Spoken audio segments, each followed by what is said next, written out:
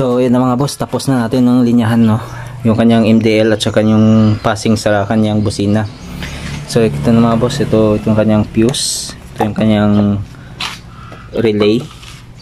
So pagkapang tayo dyan ng wire mga boss, so nag-connect tayo dito ng accessory wire number 86 sa relay. So ito tayo kumuha sa kanyang brake light, input ng brake light. So pagkapang tayo isang wire mga boss, yung out ng relay number 87. So connected yan dun sa common ng ating switch, out ng ating switch mga boss, pinagapang natin dyan. So dito natin pinadaan mga boss to. Yan, natin pinadaan. Tsaka connected dito sa kanyang balas ng kanyang bulb, yung kanyang high and low. So dito tayo nagkalagay ng ground. Ayan, mga boss, yan, dyan nakaipit yung ating ground. So ito yung position ng kanyang mini driving. Ayan, meron yung bracket mga boss. Ayan. So okay na to mga boss. So kompleto na. So subukan natin kung okay na ba. Kunat suksi. So high. So ayun yung high niya mga boss, ang liwanag ng Z. Ito yung low.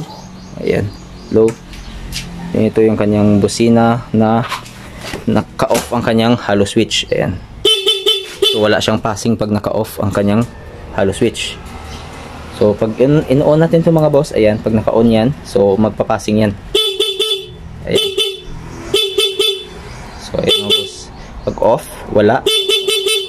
So buksan natin yung ating high ng MDL. Ayan, passing tayo. So low, yellow, so passing rin. So okay na yun mga boss, no?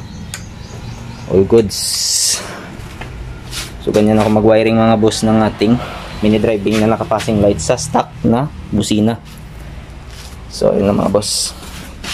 So dito ko nakapisto ang kanyang balas. So maganda sana kung black yung cable tie na ginamit, kaso puti yung binili na may-ari. So okay lang yan, may takpan pa naman yan mga boss. So mahalaga yung ating wiring ay walang nakausli. Ayan. So dito sana mga boss ay maganda kung mayroon tayong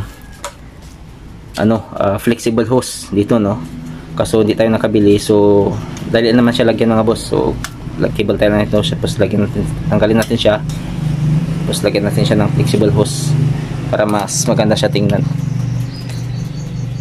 So ito, palitan pa natin to ng black, pangit tingnan kasi puti. So yun na mga boss. So thank you for watching and God bless.